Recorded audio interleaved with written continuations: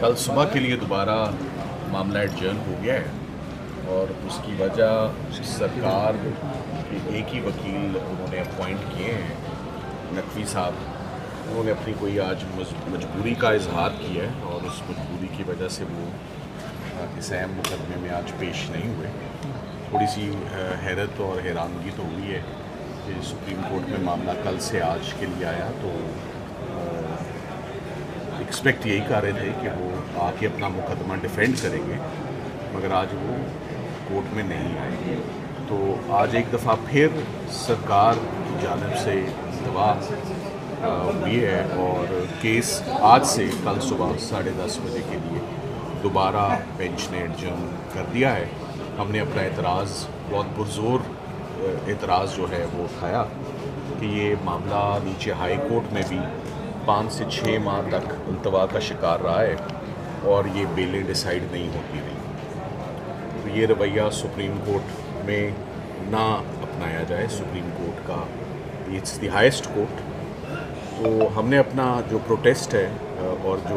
مخالفت تھی اس ایڈجرنمنٹ کی، وہ ریکارڈ کا حصہ نبھا دی ہے۔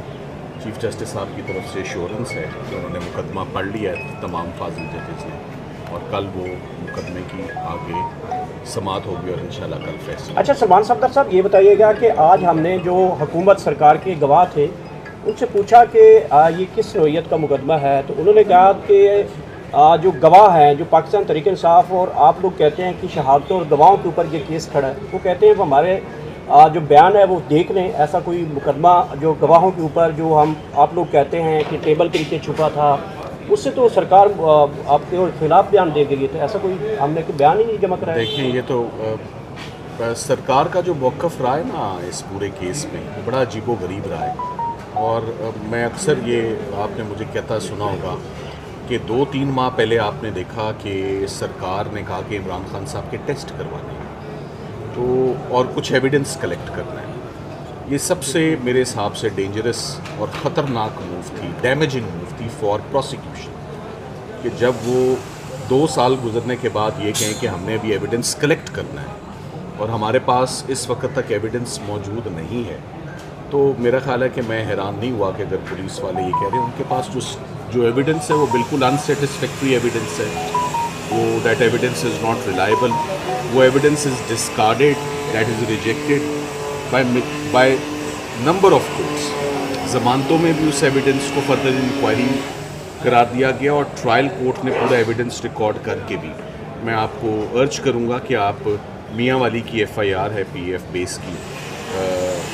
جج عباس شاہ کا جو فیصلہ ہے سرگودے کا اے ٹی سی کا، آپ وہ دیکھیں،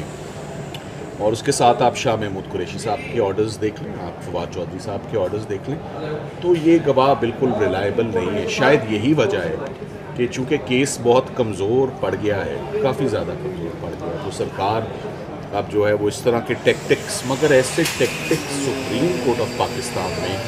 نہیں لیے جاتے۔ یہ میجسٹریٹ کورٹ میں، سیشن کورٹ میں ایسی باتیں ہم سننے کے آتی ہیں، جب ہم سپریم کورٹ آتے ہیں تو سوچ کے آتے ہیں۔ اکثر مجھے بھی یہ بات کہا جاتی ہے کہ یا جج نہ رہے یا وکیل نہ رہے تو تب التوا ہوتی ہے، اور کوئی صورت نہیں ہے۔ یہ جملہ میں موجودہ سپریم کورٹ کے ججز سے بھی